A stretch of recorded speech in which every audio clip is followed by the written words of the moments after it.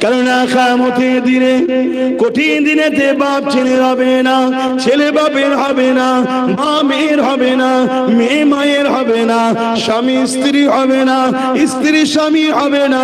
এত কঠিন দিন হবে যেদিন মাথায় বেগদা ইখতিলাফাত পড়ে আল্লাহ বা সূর্যকে নামিয়ে দেবে। সূর্যের 12 গুণ তাপ বেড়ে যাবে, 1 গুণ তাপে কোটি কোটি মাইল দূরে রয়েছে, এই তাপ সহ্য করা যাচ্ছে না। সেদিন মাথার এক বেগদা ইখতিলাফাত পড়ে আল্লাহ নামিয়ে দেবে। সেই দিন কি করে সহ্য করবে? ওই সূর্যের তাপেতে মাথা ক্ষীণগুলো গলে গলে ঝরে ঝরে পড়বে। ওই সূর্যের তাপেতে লোহা যেমন আগুনে দিলে পুড়ে লাল হয়ে যায়, জমিনটা পুড়ে লাল হয়ে যাবে, মানুষ দাঁড়াতে পারবে না। ছেলে বাপকে জোর করে জমিনে শুয়াবে, তার বুকের উপরে পা দিয়ে দাঁড়িয়ে যাবে। বাপ ছেলেকে জমিনে শুইয়ে তার বুকের উপরে পা দিয়ে দাঁড়িয়ে যাবে। এ যুবকেরা, আমার আম্মা জানেরা, আমার বোনেরা, আর মুনাফিক চিনতে শেখো, গোস্তাখে রাসূলদেরকে চিনতে শেখো। এ যুবকেরা, না ওই কঠিন দিনে তোমাকে বাঁচাবার কোনো দাদা দিদি থাকবে না, কোনো নেতা খেতা ওই দিনেতে কাউকে দেখা যাবে না। কেন জালিম যারা হবে জাহান্নামে আগে চলে যাবে, অত্যাচারী যারা হবে জাহান্নামে চলে যাবে, তাদের কাতার তো আলাদাই হবে। এ যুবকেরা, তরুণেরা, বাবেরা, ওই কঠিন দিনেতে কেউ কারো হবে না। ওই সময় দামেন আল্লাহ মুহাম্মদ রাসূলুল্লাহ আল্লাহ পাকের কাছে ফরিয়াদ করবে, ইয়া রাব্বি হাবলি উম্মতি উম্মতি উম্মতি উম্মতি। আরো জোরে বলুন সুবহান। وقال الله تعالى في كلام المسيد والفرقان الحميد وما خلقت الجن والإنس إلا ليعبدون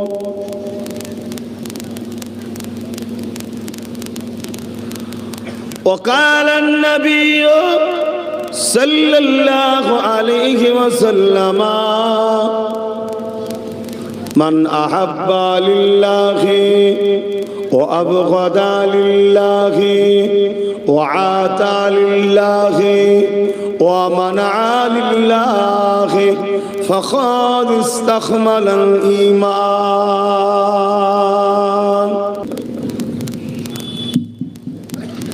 সারা জীবন যে নবী আমার আপনার জন্য কেঁদেছে, সেই নবীর মহব্বত ভালোবাসা আমাদের দিলে কমিয়ে দিবা ষড়যন্ত্র চলছে না চলে না?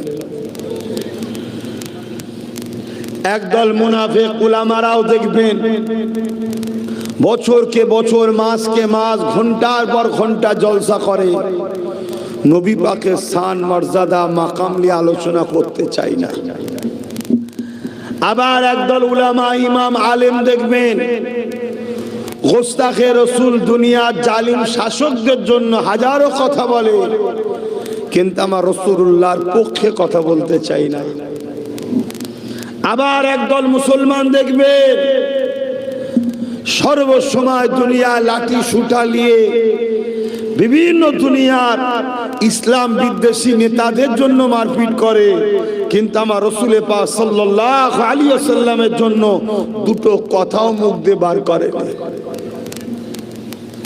দেখলে শুধু মুসলমান হলে হবে না, নাম শুধু মুসলমান হলে হবে না, অন্তরে আল্লাহ ও রাসূল আছে কিনা এটা হলো মূল বিষয়। যে নবী আমার সারা জীবন আমার আপনার জন্য কেঁদেছেন, আজ রওজা মুবারকে আল্লাহ নবী আমার আপনার জন্য কাঁদতেছেন। এটা মানেন তো নাকি? নবীকে হায়াতুল নবী মানেন তো নাকি? এ নওজওয়ানেরা, আল্লাহ নবী সারা জীবন আমার আপনার জন্য কেঁদেছেন, আজও রওজা মুবারকে কাঁদতেছেন। আল্লাহ নবী যখনই কেঁদেছেন ওই কান্নাটা গুনাহগার উম্মতীদের জন্য কেঁদেছেন। এ যুবকেরা, তরুণেরা, আল্লাহ নবী একদিন আল্লাহ পাকের কাবা শরীফ তওয়াফ করতেছিলেন।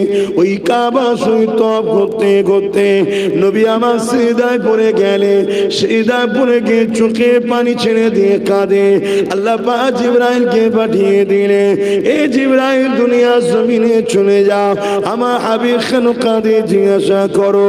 হযরত জিবরাইল আলাইহিস সালাম আল্লাহ পাকের জমিনে চলে আসলেন, কাবা শরীফে পৌঁছে গেলে আল্লাহ নবীকে জিজ্ঞাসা করতে লাগলে, ইয়া রাসূলুল্লাহ, হাবিবাল্লাহ, হুজুর আপনি কেন কাঁদে? আল্লাহ নবী বলেছিলেন, জিবরাইল রে, আমি কেন কাঁদি আল্লাহ পাক তো জানে। তোমাকে যখন জানাতে চেয়েছে, এ জিবরাইল শুনে রেখে দাও, আমি রাসূলুল্লাহ যখনই কেঁদেছি আমার গুনাহগার উম্মতীদের জন্য কেঁদেছি। আরো জোরে বলুন সুবহান। আচ্ছা, আপনারা কি কখনো নবী পাকের জন্য একা একা বসে কেঁদেছেন?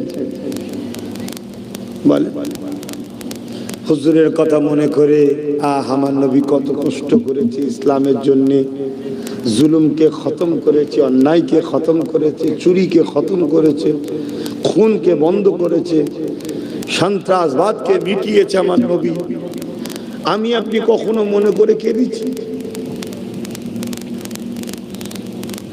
বলে ভাইরা, নওজওয়ানেরা, তরুণেরা, মনে রাখবেন আল্লাহ নবী সাহাবা হুজুরদের নিয়ে বসে রয়েছেন। তরুণেরা, আল্লাহ নবী বলতে লাগলেন, লা ইউমিনু আহাদুকুম হাত্তা আকুনা হাব্বা ইলাইহি মিন ওয়ালিদিহি ওয়া ওয়ালাদিহি ওয়ান নাসি আজমাইন। ততক্ষণ পর্যন্ত তোমরা ঈমানদার হতে পারবে না যতক্ষণ পর্যন্ত তোমরা তোমাদের জমি জায়গা ঘর বাড়ি ছেলে বলে বাপ মা স্বামী স্ত্রী এমনকি জিনের জানের থেকে আমি রাসূলুল্লাহ আমাকে মুহাব্বত করবে, ততক্ষণ পর্যন্ত তোমরা ঈমানদার হতে পারবে না। আর যে ঈমানদার না সে জান্নাতে যাবে? একটু সরাসরি দেন না।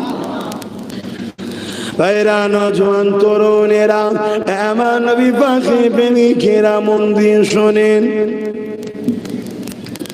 এ নওজওয়ান, তরুণেরা, আল্লাহ নবী জানিয়ে দিলেন, ততক্ষণ পর্যন্ত তোমরা ঈমানদার হতে পারবে না যতক্ষণ পর্যন্ত তোমাদের ঘর বাড়ি জমি জায়গা ধন দৌলত কারবার ব্যবসা ছেলে পুলে বাপ মা স্বামী স্ত্রী এমনকি নিজের জানের থেকে আমি রাসূলুল্লাহ আমাকে না বেশি ভালোবাসতে পারবে, ততক্ষণ পর্যন্ত তোমরা জান্নাতি হতে পারবে না, ঈমানদার হতে পারবে না। আর যার মধ্যে ঈমান না সে কোনোদিন জান্নাতে যাবে না। নামাজ আলাদা জিনিস, ঈমান আলাদা জিনিস, রোজা আলাদা জিনিস, ঈমান আলাদা জিনিস, হজ আলাদা জিনিস, ঈমান আলাদা জিনিস, রোজা আলাদা জিনিস, ঈমান আলাদা জিনিস, মসজিদ মাদ্রাসা বানানো আলাদা জিনিস, ঈমান আলাদা জিনিস। ঈমান হলো রাসূলুল্লাহকে জানের থেকে বেশি ভালোবেসে আদবের সাথে মেনে নেওয়া, নামাজ রোজাদারি টুপি হজ মসজিদ মাদ্রাসা বানানো দান খায়রা এগুলো যখন ঈমানদাররা করবে আল্লাহ পাক তাদেরকে নেকি দেবে ভালো কাজ করার জন্য। শরীয়তকে শরীয়তের জায়গায় রাখতে হবে, মানতে হবে। বাবেরা, নওজোয়ান তরুণেরা, আমার নবী পাকের প্রেমিকেরা, মন দিয়ে শোনেন, ততক্ষণ পর্যন্ত ঈমানদার হওয়া যাবে না যতক্ষণ পর্যন্ত জানের থেকেও বেশি রাসূলুল্লাহকে না মুহাব্বত করে আদবের সাথে মেনে নেবে। এই কথা যখন রাসূলুল্লাহ বললেন, ওই মজলিস হযরতে ফারুক আজম বসেছিল, তিনি উঠে দাঁড়িয়ে বললেন, ইয়া রাসূলুল্লাহ, হাবিবাল্লাহ, আমি সব কিছু থেকে আপনাকে বেশি ভালোবাসি, ইল্লা মিন নাফসি, জানের থেকে নয়। ইয়া রাসূলুল্লাহ, হাবিবাল্লাহ, আমি আপনাকে জমি জায়গা থেকে বেশি ভালোবাসি, ছেলেপুলে সন্তানের থেকে বেশি ভালোবাসি, সব কিছুর থেকে বেশি ভালোবাসি, ইল্লা মিন নাফসি, জানের থেকে নয়। আল্লাহ নবী বললেন, উমর, জানের থেকেও বেশি ভালোবাসতে লাগবে। হযরত উমর ফারুক চুপ হয়ে গেলেন, একটু পরে উঠে বলতে লাগলেন, ইয়া রাসূলুল্লাহ, হাবিবাল্লাহ, আমি উমর কাওয়া দিচ্ছি, আমি আমার জানের থেকে আপনাকে বেশি ভালোবাসি। আরো জোরে বলুন সুবহান। আমরা রাসূলকে জানের থেকে বেশি ভালোবাসি না, বাসি না? আর যদি বাসেন তাহলে ঈমানদার, আর ঈমানদার মানে জান্নাত। শুনছেন? যদি ঈমানদার গুনাহ করে শাস্তি আছে, কিন্তু জান্নাত যাবে ঈমান থাকার জন্য। শুনছেন? আর ঈমান নেই, কাবার মাথাবে গিয়ে সেজদায় যদি পড়ে মারা যায়, তাও জাহান্নামে ঢুকবে, জীবনে বেরোবে না। কথাগুলোকে ভালো করে ঢুকিয়ে নেন। যদি বিশ্বাস থাকে এই বান্দার উপরে, আল্লাহর এই বান্দার উপরে, দাসের উপরে যদি বিশ্বাস থাকে, কথাগুলো মাথায় ঢুকিয়ে নেন। আপনারা কষ্ট পেচ্ছেন না তো? ভাইরা, নওজোয়ানেরা, তরুণেরা, এ নবী পাকের প্রেমিকেরা, আল্লাহ নবীকে মহব্বত করি, শুধু মুখে বললে হবে না। আপনি যেমন বাপকে মহব্বত করে, বাপের বিরুদ্ধে কেউ বললে আপনি তার পক্ষে থাকবেন না, বিরুদ্ধে যাবেন। এই জন্যই তো নবী পাক জানিয়ে দিলেন, মান আহাব্বা লিল্লাহ ওয়া আবগাদা লিল্লাহ ওয়া আতা লিল্লাহ ওয়া মানআ লিল্লাহ ফাকাদ ইসতাকমালাল ঈমান। ভালোবাসবে আল্লাহর জন্য, দুশমনি করবে আল্লাহর জন্য, আত্মীয়তা করবে আল্লাহর জন্য, বিচ্ছেদ হবে আল্লাহর জন্য, এরাই হলো প্রকৃত ঈমানদার। এ নওজোয়ান তরুণেরা, বাপেরা, আমরা রাসূলুল্লাহকে যদি ভালোবাসি, নবী পাকের প্রেমিক যারা হবে তাদেরকে আমরা ভালোবাসবো। এই জন্য আল্লাহর ওলিদেরকে, নবীর গোলামদেরকে, নবীর আশিকদেরকে আমরা ভালোবাসি। খাজা হুজুরকে কেন ভালোবাসি? খাজা হুজুর আল্লাহ নবীর প্রেমিক ছিল। দাদা হুজুরকে কেন ভালোবাসি? দাদা হুজুর আল্লাহ নবীর প্রেমিক ছিল। হুশিয়ারের বড় মৌলানাকে কেন ভালোবাসি? উনি আল্লাহ রাসূলের প্রেমিক ছিল। এ যুবকেরা, তরুণেরা, এটাই তো প্রেমের নিদর্শন। আমার প্রেমিকের যে হবে, আমিও তার হব। যে আমার প্রেমিকের নয়, আমি তার নয়। এ যুবকেরা, তরুণেরা, বাবেরা, এই প্রেম যে দেখাতে পারবে, সেই তো রাসূলুল্লাহর প্রকৃত প্রেমিক। তার মধ্যেই তো ঈমান রয়েছে। আর যে রাসূলুল্লাহর দুশমনকে আপন করে নেবে, সে যদি রাসূলুল্লাহকে ভালোবাসি বলে, সে মুনাফিক, মুসলমান ছাড়া অন্য কিছু নয়, তার জন্য জাহান্নাম রয়েছে।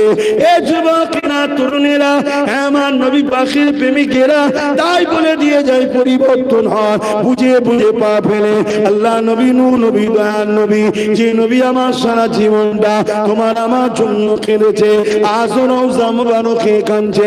আল্লাহ যেদিন কিয়ামত ঘোষণা করবে, হযরত ইসরাফিল আলাইহিস সালামকে, হযরত জিবরাইল আলাইহিস সালামকে আল্লাহ পাক পাঠিয়ে দেবে, এ জিবরাইল, দুনিয়া জমিনে চলে যাও, আমার হাবিবকে যে উঠিয়ে নিয়ে আসো।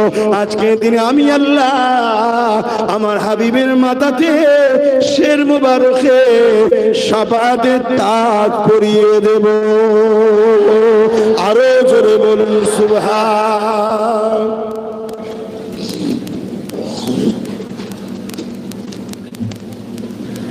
আমার নবীর শাফাআত ছাড়া কেউ জান্নাত যেতে পারবে?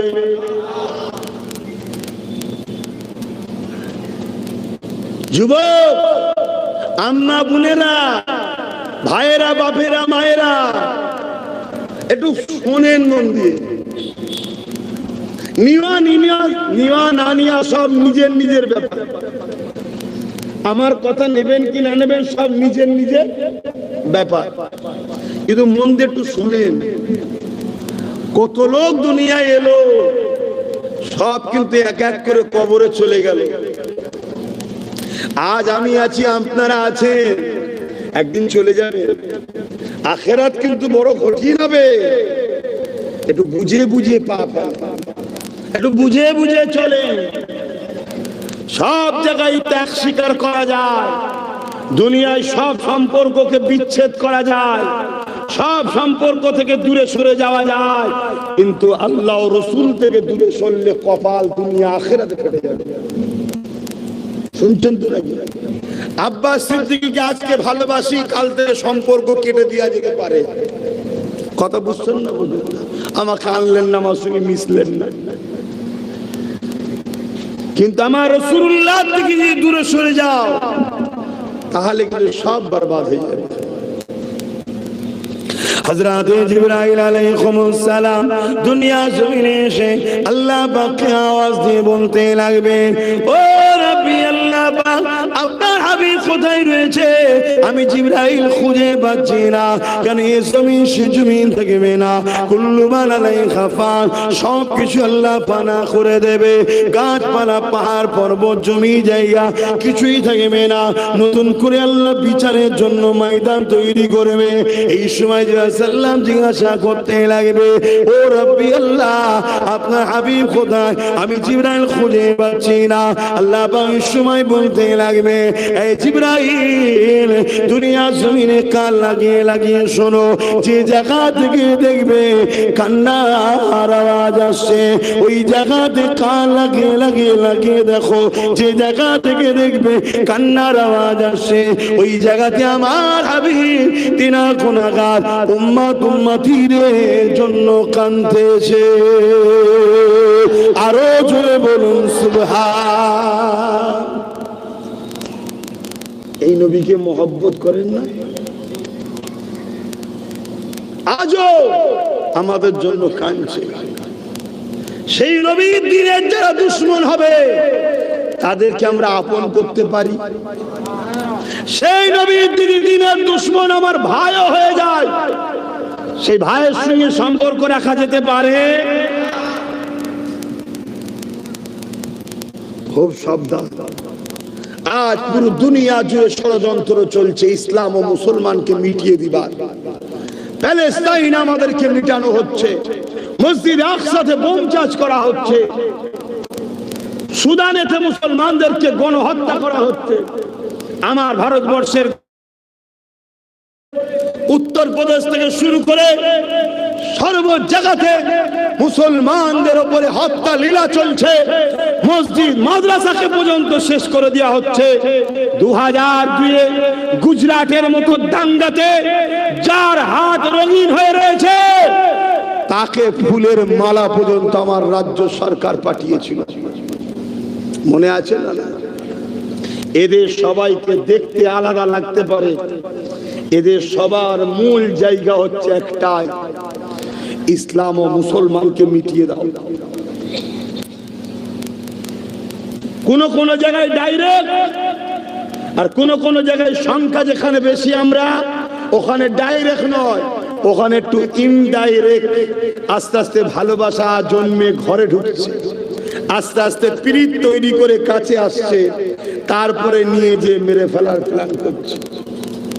উদাহরণস্বরূপ, যেখানে সংখ্যা কম আমাদের সেখানে ডাইরেক্ট জোর করে ধরে বিষ খাইয়ে দিচ্ছে, আর যেখানে আমাদের সংখ্যা বেশি একটু সেখানে ডাইরেক্ট বিষ খাওয়াচ্ছে না, অতিথি আপ্যায়নের নামে শরবত দিচ্ছে, শরবতের মধ্যে বিষ দিচ্ছে। কথা শুনছেন তো নাকি? অসুবিধা হচ্ছে। যেমন ডাইরেক্ট উত্তরপ্রদেশে, গুজরাটে, আসামে বিভিন্ন জায়গায় ডাইরেক্ট বিষ খাওয়াচ্ছে, অর্থাৎ বিজেপি হলো ডাইরেক্ট আমাদের দুশ্মন। আর আমার বাংলায় দেখুন, শরবতের নামে তার মধ্যে বিষ। আমাদেরই দরদি আমাদেরই আপন, আমাদেরই সবসময় সাথে থাকার দাবিদার, আমাদেরই নিয়ে বড় হয়েছে। কিন্তু আমার মসজিদের জন্য কথা বললে বলে দিল্লি চলে যাও, আমার মাদ্রাসার জন্য যখন কথা বলবো বলে দিল্লি চলে যাও। এটা কি মেনে নেওয়া যেতে পারে? তার থেকেও বড় বিষয়, আপনারা হয়তো ভুলে যেতে পারেন, আমি কিন্তু ভুলে যাইনি। এক নারী সুরাতে এক চরিত্রহীন বিজেপির কোন এক এমপি,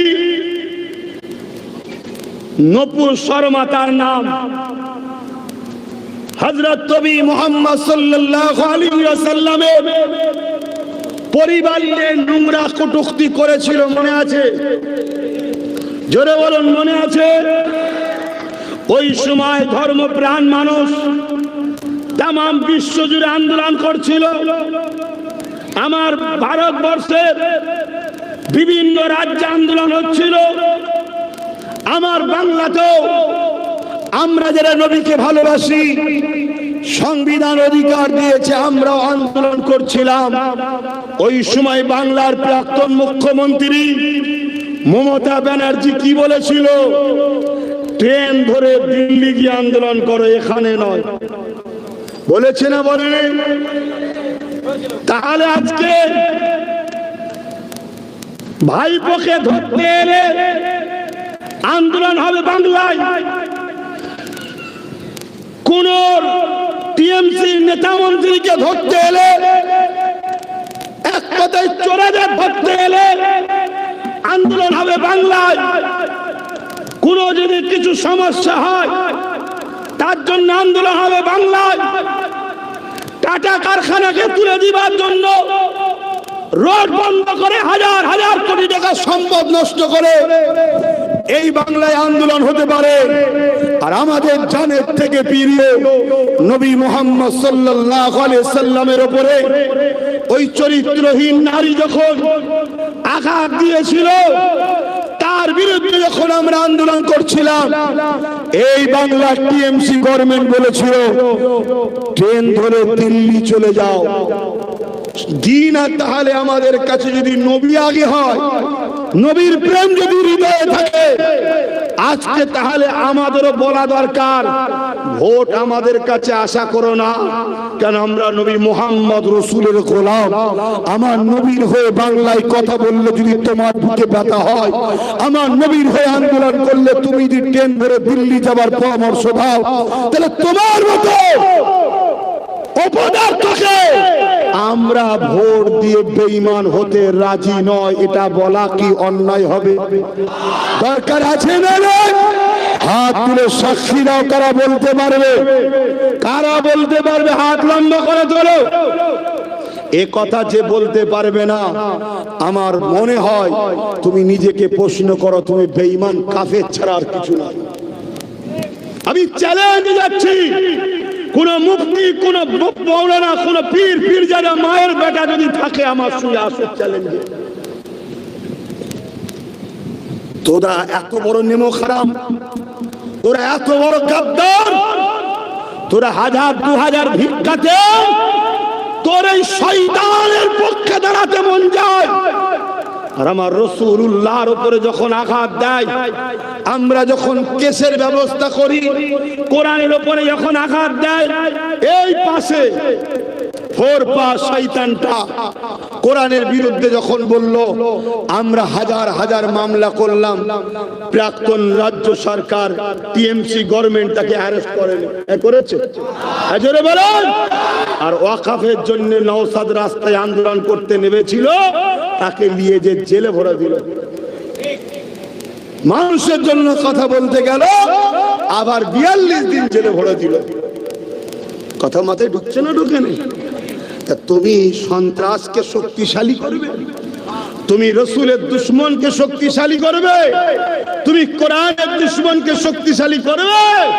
যে বলেছে কোরআন শেষ হয়ে যাবে, সে কোরআনের দুশ্মন নয়। ঈমানদার কখনো কোরআনের দুশ্মনকে সাপোর্ট করতে পারে না। যেমন আমরা বিজেপিকে সাপোর্ট করতে পারি না, বিজেপির সব থেকে বড় দালাল এই টিএমসির মমতাকে সাপোর্ট করতে আমরা কোনোদিন পারি না ইমানদাররা। এই কথাটা আমার বাপ, আমার মা, আমার ভাই, আমার বোনেদের বোঝানো দরকার আছে না? অনেকে বলছে এখন ভোটের সময় চলছে, এখন কেন বলছো?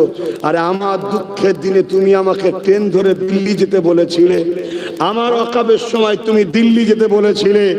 আজকে তো তোদের বিষয়ে কথা বলা এই সময়তেই দরকার। শুনে রেখে দাও যুবক, আজ আমার কথা শুনে তোমার ভালো নাও লাগতে পারে, আজ আমার কথা শুনে তুমি নাও নিতে পারো, আমার কোনো অসুবিধা নেই। আমার অসুবিধা, আমার নবী ছিল, আছে, থাকবে। আমার আল্লাহ ছিল, আছে, থাকবে।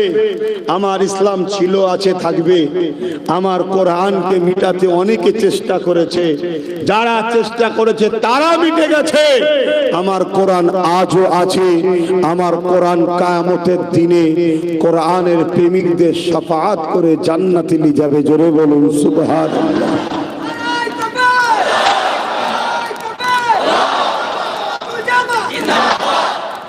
আজকের দিনে তুমি যদি রাসূলুল্লাহর পক্ষে না দাঁড়াতে পারো, তাহলে মনে রেখে দিও কিয়ামতের দিনে তুমি নবীর শাফাআত পাবে না। যে নবী পাকের বিরুদ্ধে বলেছে সে যেমন শয়তান, জাহান্নামী, কুকুর, তার বিরুদ্ধে বলতে গিয়ে যার বাধা হয়, যার অসুবিধা হয়, সেও আমার নজরে জাহান্নামেরই একটা কুকুর। কথা মাথায় ঢুকছে না? ঢোকে না? হ্যাঁ, মরণের ভয় তোমরা করতে পারো, মরণকে গলায় নিতে চাই রাসূলুল্লাহর জন্য। কেন? রাসূলুল্লাহর যে মরে সে তো কবরে রাসূলুল্লাহ দিদার পাবে। জোরে বলুন সুবহানাল্লাহ, আরো জোরে বলুন সুবহানাল্লাহ। কেননা কিয়ামতের দিনে, কঠিন দিনেতে বাপ ছেলে হবে না, ছেলে বাপের হবে না, মা মেয়ের হবে না, মেয়ে মায়ের হবে না, স্বামী স্ত্রী হবে না, স্ত্রী স্বামী হবে না। এত কঠিন দিন হবে যেদিন মাথা এক বেগদা ইখতিলাফাত পড়ে আল্লাহ বা সূর্যকে নামিয়ে দেবে। সূর্যের 12 গুণ তাপ বেড়ে যাবে, 1 গুণ তাপে কোটি কোটি মাইল দূরে রয়েছে, এই তাপ সহ্য করা যাচ্ছে না। সেদিন মাথার এক বেগদা ইখতিলাফাত উপরে আল্লাহ নামিয়ে দেবে। সেই দিন কি করে সহ্য করবে? ওই সূর্যের তাপেতে মাথা ক্ষীণগুলো গলে গলে ঝরে ঝরে পড়বে। ওই সূর্যের তাপেতে লোহা যেমন আগুনে দিলে পুড়ে লাল হয়ে যায়, জমিনটা পুড়ে লাল হয়ে যাবে, মানুষ দাঁড়াতে পারবে না। ছেলে বাপকে জোর করে জমিনে শুয়াবে, তার বুকের উপরে পা দিয়ে দাঁড়িয়ে যাবে। বাপ ছেলেকে জমিনে শুইয়ে তার বুকের উপরে পা দিয়ে দাঁড়িয়ে যাবে। এ যুবকেরা, আমার আম্মা জানেরা, আমার বোনেরা, আর মুনাফিক চিনতে শেখো, গোস্তাখে রাসূলদেরকে চিনতে শেখো। এ যুবকেরা, না ওই কঠিন দিনে তোমাকে বাঁচাবার কোনো দাদা দিদি থাকবে না, কোন নেতা খেতা ওই দিনেতে কাউকে দেখা যাবে না। কেন? জালিম যারা হবে জাহান্নামে আগে চলে যাবে, অত্যাচারী যারা হবে জাহান্নামে চলে যাবে, তাদের কাতার তো আলাদাই হবে। এ যুবকেরা, তরুণেরা, বাবেরা, ওই কঠিন দিনেতে কেউ কারো হবে না। ওই সময় জামিন আল্লাহ মুহাম্মদ রাসূলুল্লাহ আল্লাহ পাকের কাছে ফরিয়াদ করবে, ইয়া রাব্বি হাবলি উম্মতি উম্মতি উম্মতি উম্মতি। আরো জোরে বলুন সুবহান।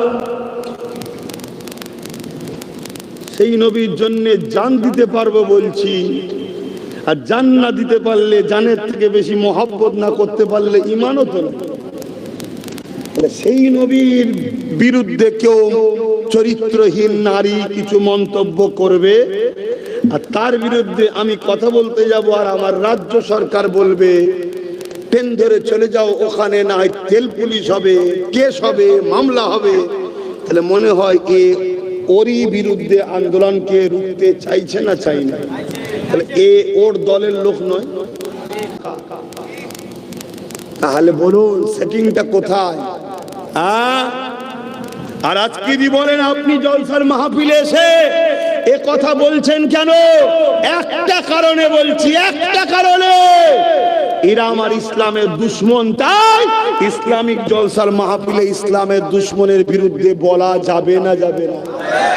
যদি না যায় তাহলে ফেরাউনের বিরুদ্ধে বলা যাবে না, নমরুদের বিরুদ্ধে বলা যাবে না, সাদ্দাতের বিরুদ্ধে বলা যাবে না, এজিদের বিরুদ্ধে বলা যাবে না, নমরুদের বিরুদ্ধে বলা যাবে না। কেন? তারাও ছিল অত্যাচারী শাসক এবং ইসলামের দুশ্মন, নবীদের দুশ্মন। আজকে দিদি মোদিও অত্যাচারী শাসক, ইসলামের দুশ্মন।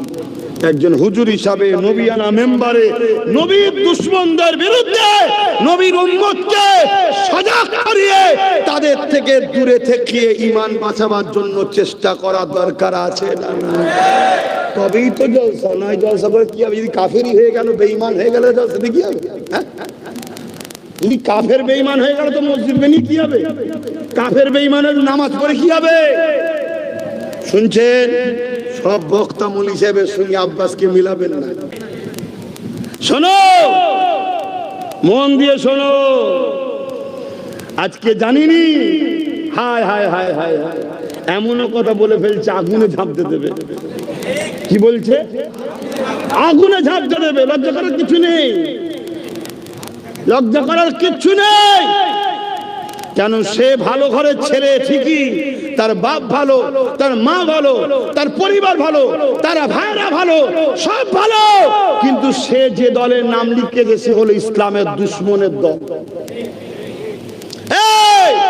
তুমি যদি একে দেখে নাকশিদ কাও যে বলা যাবে না, তাহলে এজিদের বিরোধী করছো কেন?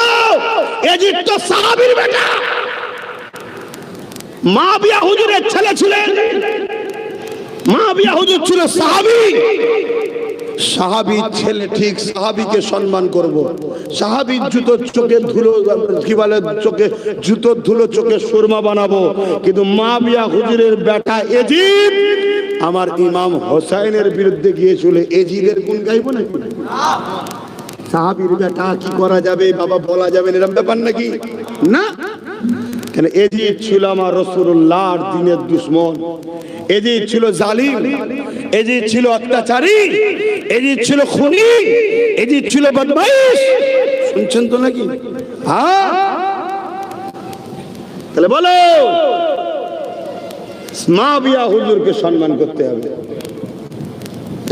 তার বাপ, তার মা, তার ভাই, তার খানদানের উপর আমাদের সম্মান শ্রদ্ধা আছে। কিন্তু তুমি যে দলের নাম লিখিয়েছো ও দল তো আমার ওয়াকফের দুশ্মন, আমার মসজিদের দুশ্মন, আমার মাদ্রাসার দুশ্মন, আমার কবরস্থানের দুশ্মন, আমার ঈদগাহর দুশ্মন। আল্লাহ নবী সাহাবী হযরত আবু বকর সিদ্দিকীর কানে শোনেন, খবর এসে গেল মুসাইলামাতুল কাজ্জাব নামে এক ব্যক্তি মিথ্যা নবী দাবি করেছে। হযরত আবু বকর সিদ্দিক সাহাবা হুজুর দিয়াকে ডাক দিলে, এ বাবা সাহাবারা, মুসাইলামাতুল কাজ্জাব একদিকে যেমন কোরআনের আয়াতের বিরোধী করেছে, অপর দিকে আমার রাসূলুল্লাহর খাতমে নবুয়াতের বিরোধী করেছে।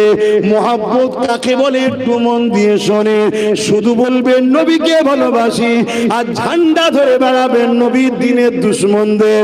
নবীকে ভালোবাসি বলবে, আর ভোট দিবার সময় নবীর দুশ্মনদেরকে শক্তিশালী করবে।